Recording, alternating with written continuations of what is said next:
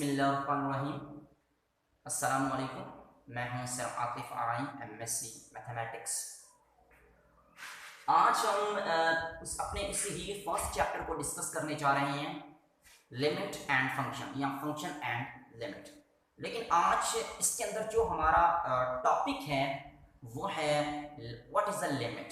What is a limit. अब limit क्या होता है या लिमिट क्या होती है? देखिए, हमारी प्रैक्टिकल लाइफ में तो लिमिट हम कहते हैं किसी हद को भाई इसकी एक लिमिट है, इसके काम करने की एक हद है, एक लिमिट है। कोई रबड़ बैंड खींच रहे हैं तो उसकी एक लिमिट है, उसके बाद वो टूट जाएगा। मैथमेटिक्स में भी कुछ ऐसा ही है, राइट? तो अब चलते हैं limit. What is the limit? यहां पर हमने एक छोटी सी डेफिनेशन लिखी है ओवन वर्डिंग में अपनी, ठीक है। ये डेफिनेशन को भी आप लोगों ने ज़रूर लिखना है ताकि कोई भी डेफिनेशन पूछ सकता है और उसकी मीनिंग भी आपको अच्छे से आनी चाहिए और उस डेफिनेशन के अंदर क्या कह रहा है वो भी आप प्रॉपरली एक्सप्लेन कर पाए। अब हमने यहाँ पर लिखा what is the limit. Limit approach to और एक्सटेंड्स टू फॉर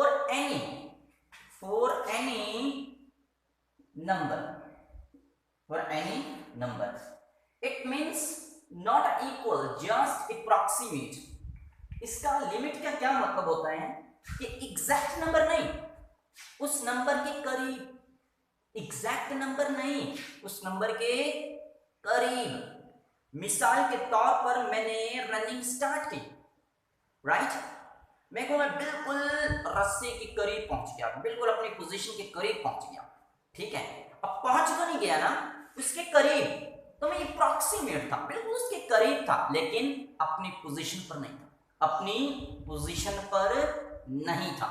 मैं रनिंग में दौड़ा, मैं करीब, बिल्कुल करीब पहुंच गया था। मैं ये कहूंगा, मैं ये हरगिज़ नहीं कहूंगा कि मैं पहुंच गया था।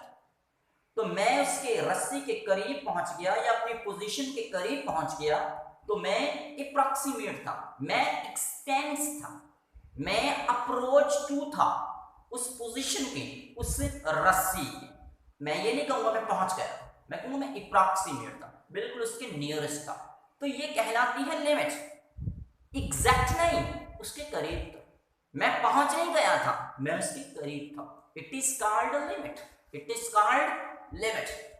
तो इसका मतलब भी कुछ ऐसे ही है, लेकिन जब हम इसके प्रॉब्लम सॉल्व करेंगे तो हमें इजीली पता चल जाएगा कि लिमिट क्या होता है। अब देखें, फॉर एग्जाम्पल मैथमेटिक्स में बहुत सारे इस तरह के क्वेश्चंस हैं जो अनडिफाइंड हो जाते हैं। लेकिन उससे पहले एक और चीज समझते हैं। मिसाल के तौर हम यहां पर एक प्रॉब्लम लेते हैं, f of x is equal to x square और x is equal to 2, okay. इसको सॉल्व करेंगे तो 2 यहां पर और 2 इज इक्वल टू 4, ओके। ये था इज इक्वल टू 2। लेकिन लिमिट के क्वेश्चंस के अंदर ऐसा हम हरगिज़ नहीं करेंगे। लिमिट के क्वेश्चन के अंदर कुछ इस तरह की साइन होती है, इस तरह। इसे कहते हैं एक्सटेंड्स टू। इस साइन को कहते हैं एक्सटेंड्स टू या अप्रोच टू।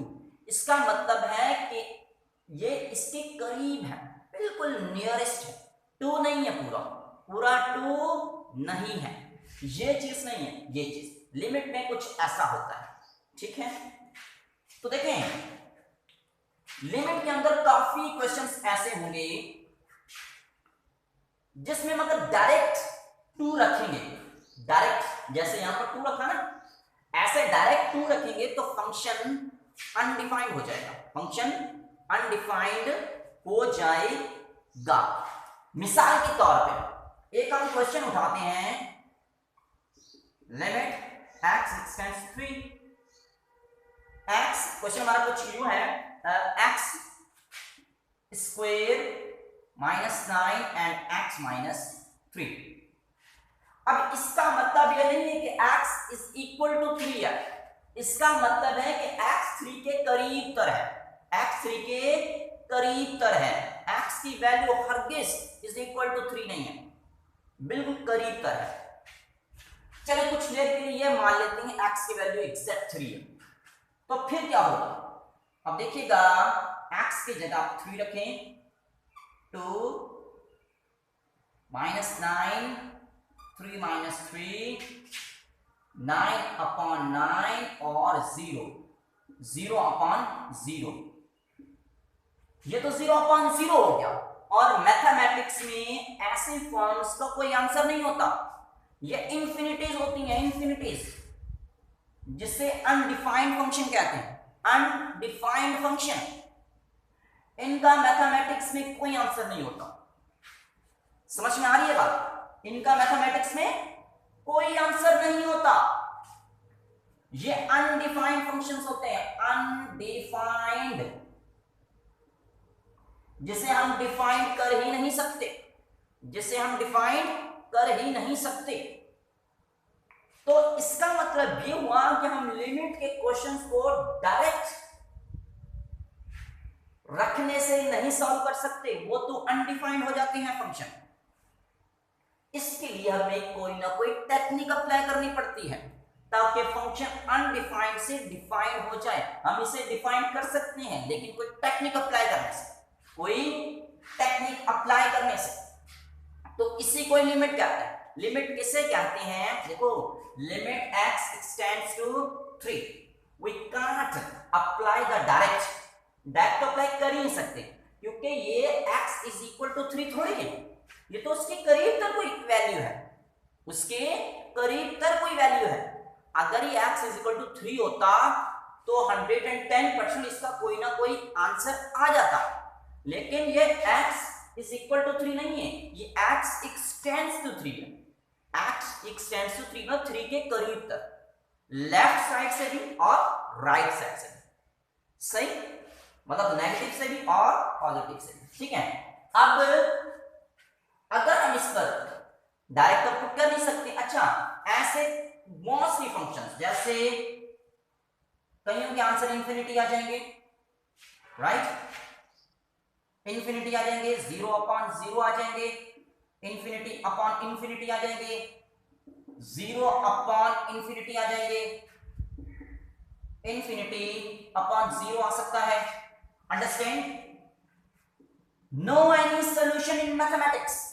मैथमेटिक्स के अंदर इसका कोई सोल्यूशन नहीं है, इसको फर्दरली हम डिफाइन कर ही नहीं सकते। मैथमेटिक्स वाले इतनी रिसर्च पर पहुंचे ही नहीं है कि इनका आंसर डिफाइंड कर सकें, इनका आंसर डिफाइंड कर सकें। इन सब फंक्शंस को कहते हैं अनडिफाइंड फंक्शन, जिसे हम डिफाइन कर ही नहीं सकते। ऐसा भी हो सकता है, ऐसा भी हो सकता है, अंडरस्टैंड? ऐसे फंक्शंस भी हो सकते हैं।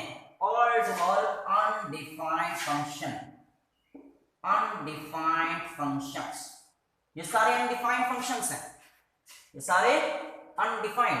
और लिमिट के मोस्टली क्वेश्चंस ऐसे ही होंगे, मतलब इसी तरह अगर डायरेक्ट लिमिट पुट करेंगे वो अनडिफाइंड ही होंगे।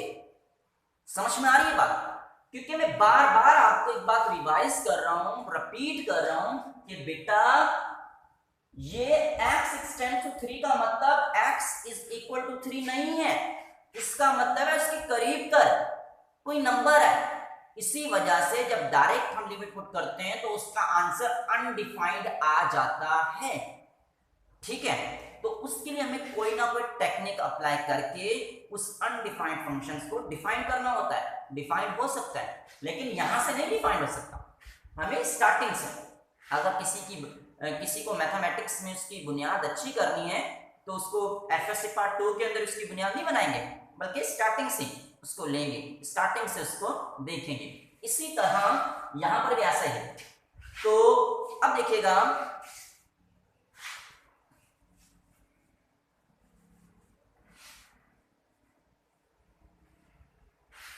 अगर हम इस फंक्शंस को अब डिफाइन करना चाहते हैं तो कैसे करेंगे? अब इसके लिए टेक्निक अप्लाई करनी होगी। लिमिट के क्वेश्चंस को हम एक टेक्निक से अप्लाई करते हैं, एक टेक्निक से सॉल्व करते हैं। देखें, लिमिट x extends to 3 अब देखिए एक्स स्क्वेयर, अगर हम इसको भी ब्रेक कर दें एक्स माइनस 3, ओके। अब एक फार्मूला हो गया, फार्मूला कौन सा हो गया, एक्स माइनस 3 और एक्स प्लस 3 और नीचे एक्स माइनस 3, अंडरस्टैंड। अब x माइनस 3 से कैंसिल, सिंपल हमारे पास क्या बचा, x plus 3। Now apply the limit, apply the limit.